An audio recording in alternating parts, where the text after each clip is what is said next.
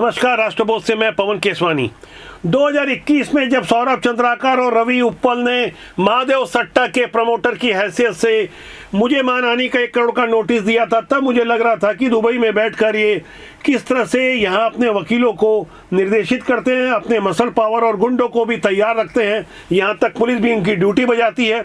लगातार हम इस पर काम कर रहे थे। पुलिस पर हम आरोप नहीं लगा रहे हैं, बल्कि जब भूपेश बघेल की सरकार थी और खूब रील बनाया करते थे दुर्ग के एसपी डॉक्टर अभिषेक पल्लव, ये अभिषेक पल्लव खुद बता रहे थे कि इतने इतने पुलिस वाले महादेव सट्टा के साथ मिले हुए हैं, लेकिन वो ये बताना भूल गए या बताना नहीं चाह रहे थे कि वो खुद कितना पैसा लेते हैं। 50 लाख महीने का आरोप लगा है। महादेव सट्टा वाले मामले को वैसे तो सीबीआई देख रही है। सीबीआई ने जो चार्जशीट तैयार की और ढेर सारी जानकारियां जुटाई, वहां से हमारे लिए तसल्ली की बात है कि राष्ट्रबोध की मुहिम कहीं ना कहीं रंग ला रही है। फिलहाल सौरभ चंद्राकर डिटेन कर लिया गया है ओमान में फर्जी पासपोर्ट वाले मामले में।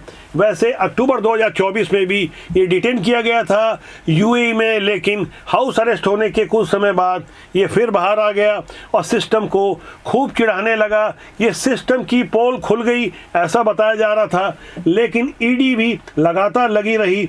अक्सर ईडी और सीबीआई की ओर से तो कोई प्रेस कॉन्फ्रेंस या विज्ञप्ति नहीं आती, जैसे आमतौर पर नेता बोला करते हैं। सोशल मीडिया का दौर है, आर्टिकल 19 में बोलने की आज़ादी है, जिसे जो चाहे बोलते रहे। लेकिन अब कुछ बड़ी बातें सामने आई है। 1700 करोड़ से ज़्यादा की प्रॉपर्टी ईडी ने सौरभ चंद्राकर और उनके गुर्गों की किस तरह से जब्त की है। ये प्रॉपर्टियां अधिकांश दुबई में थी, दिल्ली की भी 2 प्रॉपर्टी थी। इसके अलावा किस तरह से सौरभ चंद्राकर और उसके हमकदम रवि उप्पल ने वानुआतू में नागरिकता ले ली थी, एक ऐसा देश जिसके बारे में इससे पहले आपने शायद सुना भी नहीं होगा। प्रशांत महासागर का एक छोटा सा आइलैंड जैसा देश रिपब्लिकन ऑफ वानुआतू, इसकी नागरिकता लेने वाले रवि उप्पल और सौरभ चंद्राकर को लग रहा होगा कि वो कपिल सिब्बल जैसे वकीलों को अपने पैसे के दम पर खड़ा कर कोर्ट को बता सकते हैं कि उन्होंने अब वानुआतू की नागरिकता ले ली है, इसलिए भारत की पुलिस और ईडी की पकड़ से वो बहुत दूर हो जाएंगे। लेकिन अब अच्छी खबर सामने आने वाली है। सौरभ चंद्राकर जैसे देश विरोधी, देश के गद्दारों को सबक सिखाने का वक्त आ गया है। अब जो कार्रवाई हो रही है और जिस तरह से कार्रवाई हो रही है, इस पर आपको गौर करना चाहिए। सौरभ चंद्राकर के लिए प्रत्यार्पण की कार्रवाई लगभग अपने अंतिम पड़ाव पर है। यहाँ गहराई से समझना होगा कि फरवरी 2023 में यदि सौरभ चंद्राकर ने अपनी उस अय्याशी वाली, दिखावे वाली 200-250 करोड़ की शादी की पार्टी का प्रदर्शन नहीं किया होता, सोशल मीडिया में फ़ोटो नहीं डाले होते, तो शायद भारत सरकार इसकी गिरफ्तारी के लिए उतने चुनौतीपूर्ण तरीके से पेश नहीं आती। फिलहाल जब चुनौती पेश कर ही दी है, तो अब असल औकात सौरभ चंद्राकर, उनके गुर्गों को दिखाई जा रही है, जिन्होंने ये गलतफहमी पाल ली थी कि छत्तीसगढ़ के भिलाई से ये जूस बेचने वाले किस तरह से देश की बर्बादी की स्क्रिप्ट लिख सकते हैं। उस पर भी सबसे हैरानी की बात यह है कि छत्तीसगढ़ में जिस वक्त भूपेश बघेल की सरकार थी, उस सरकार के मुखिया भूपेश बघेल भी इसमें इन्वॉल्व थे, जैसा कि सीबीआई और ईओडब्ल्यू की एफआईआर में नाम दर्ज है। यानी सरकार को ये संरक्षण के लिए मनी दिया करते थे, पैसे दिया करते थे। विधानसभा चुनाव के पहले उनके एक सहयोगी शुभम सोनी ने भी इसका खुलासा किया और जांच में भी कुछ बातें बेहद पुष्ट तरीके से आई। तभी तो 26 मार्च 2025 को भूपेश बघेल के घर पर सीबीआई की छापेमारी के कुछ दिन पहले ईडी ने भी छापेमारी की थी।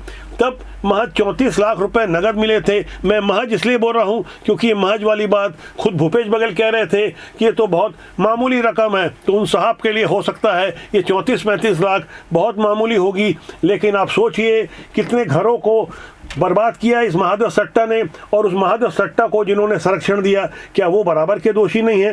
देश के साथ ऐसी गद्दारी करने वाले यदि कोई नेता हो, सफ़ेद पोश हो, बड़े अधिकारी हो, पुलिस के अधिकारी हो, तो हम क्या उम्मीद कर सकते हैं कि देश और युवा कैसे सुरक्षित रहेगा।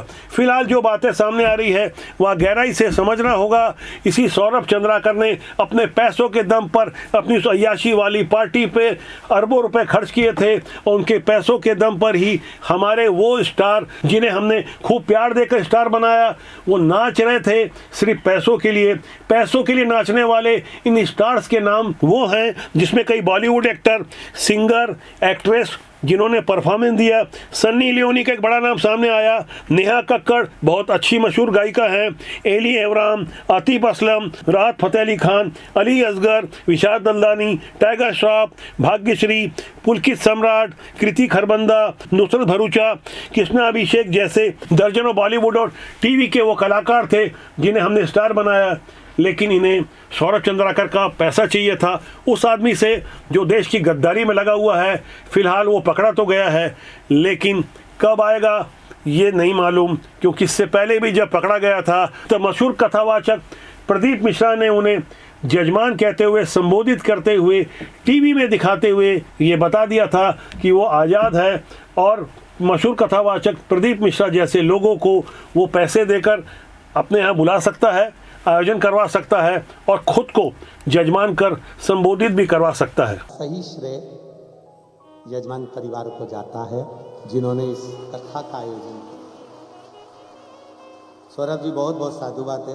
अब यह समझना होगा, महादेव सट्टा के इस प्रमोटर और किंग पिन सौरभ चंद्राकर ने कुछ लोगों को तो सट्टा खिलवाया, सट्टा उनके माध्यम से चलवाया, जिनसे चलवाया उनके आलीशान कारें और बंगले देखकर सैकड़ों हजारों युवा जुड़ते गए, बर्बाद होते गए। ये बर्बाद होने वाले नज़र नहीं आते, चंद पैसे कमाने वाले कुछ लोग, कुछ चंद लोग ही नज़र आते हैं जिनकी वजह से भारत की बर्बादी की स्क्रिप्ट लिखी जाती है। उनका पूरा काम धाम छोड़कर उन्हें बैटिंग ऐप में लगा दिया जाता है। अब यदि इनकी प्रॉपर्टी की बात कर लें, यही प्रॉपर्टी दिखा दिखा कर वो भारत के युवाओं को बर्बाद करता है। उसकी प्रॉपर्टी की जानकारी मार्च 2026 में ईडी ने जो जारी की है वो बहुत हैरान करने वाली है। महादेव बैटिंग ऐप से हुई कमाई से सौरभ चंद्राकर ने दुबई में करोड़ों रुपए की लग्जरी संपत्तियां खरीदी, जिसे ईडी ने मार्च 2026 में कार्रवाई के दौरान बताया कि सौरभ और सट्टा ऐप से जुड़ी हुई 1700 करोड़ रुपए की 20 अचल संपत्तियां अटैच की गई है, जिसमें अकेले 18 तो दुबई से ही है, जबकि 2 संपत्तियां नई दिल्ली की है। दुबई में जिन संपत्तियों पर कार्रवाई हुई है उसमें बुर्ज खलीफा का एक अपार्टमेंट, दुबई हिल्स एस्टेट की लग्जरी विला अपार्टमेंट और बिजनेस बे, और इसके अलावा SLS होटल एंड रेजिडेंस की हाई एंड प्रॉपर्टी शामिल है। यानी इस प्रॉपर्टी को मिलाकर अब तक 4336 करोड़ की प्रॉपर्टियां जब्त की जा चुकी है। यह प्रॉपर्टियां वो है जो पकड़ी गई, पहचानी गई, जब्त की गई, फ्रीज की गई। नामालूम ऐसी कितनी हजारों करोड़ की और प्रॉपर्टियां होगी जो हमारे हक की लूटी हुई है, हमारे देश के युवाओं को बर्बाद कर कमाई हुई है। हमारे घरों से ही ये पैसे निकले हैं। ऐसे गद्दारों का क्या किया जाए और उन नेताओं का क्या किया जाए जो इन्हें संरक्षण दे रहे थे, जो साफ तौर पर इसमें शामिल थे, क्योंकि बिना राजनीतिक संरक्षण के भिलाई के एक बेहद सामान्य परिवार का सौरभ चंद्राकर, जिसके पिता भिलाई नगर निगम में एक पंप ऑपरेटर थे, उसने इतनी बड़ी देश विरोधी हरकत को अंजाम दिया। साफ तौर पर यहाँ समझना होगा कि आखिर ये महादेव सट्टा ऐप काम कैसे करता है। हम संक्षेप में आगे बता रहे हैं तो आपको बहुत हैरानी होगी। जो आजकल के युवा दिन भर मोबाइल में डूबे रहते हैं, कहीं ना कहीं इनमें से एक बहुत बड़ा वर्ग इसी तरह के सट्टे के कामों में लगा हुआ है, क्योंकि वो बेरोजगार भी है और कुछ ना कुछ लालच भी दिया गया है। जब बहुत जल्दी शॉर्टकट में पैसा कमाने का ये चस्का लग जाता है और कुछ लोग जो उन्हें सब्जबाग दिखाते हैं तो किस तरह से फंसाते हैं, ये महादेव सट्टा की गतिविधियों पर आप गौर करें। जैसा कि आप अपनी स्क्रीन में देख पा रहे होंगे, महादेव बुक सट्टा ऐप का जो सिंडिकेट काम करता है, सबसे ऊपर प्रमोटर संचालक जिसमें सौरभ चंद्राकर, रवि उप्पल और शुभम सोनी जैसे लोग हैं।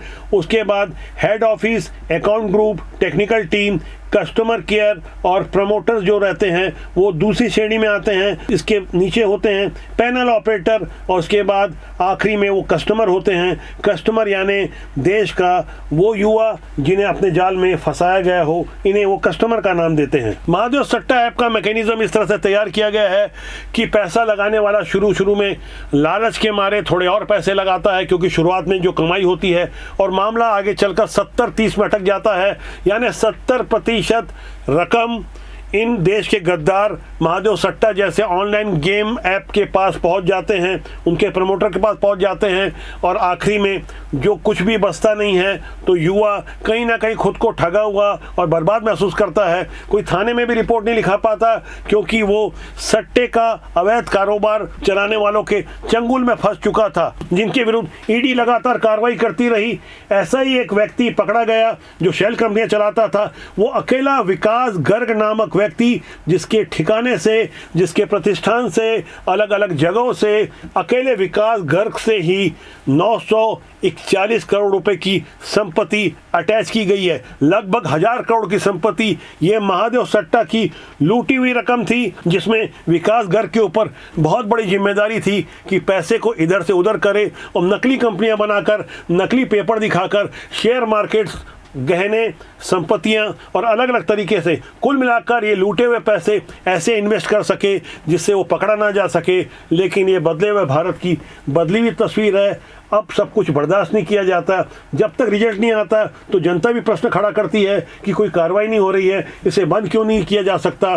तो टेक्निक को समझने वाले अच्छी तरह समझते हैं ये इंटरनेट का युग है। मिलते जुलते नाम से कई डोमेन लिए जा सकते हैं। यदि एक भारत सरकार बंद करवाती है तो दूसरा महादेव सट्टा के नाम से कुछ और डोमेन लिया जा सकता है और ऐसा हो भी रहा है। और आज के युग में इंटरनेट पर पूरी तरह नियंत्रण कर पाना किसी भी देश के बूते की बात नहीं है।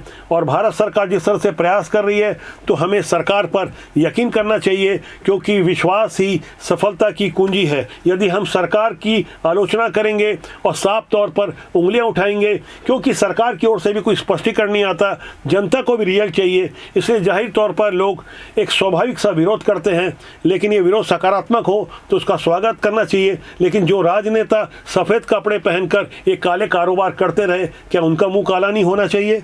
महादेव सट्टा की इस काली कमाई के बारे में आपका क्या कहना है? ऐसे काले कारोबार के बारे में क्या कहना है जो देश की बर्बादी में लगे रहे?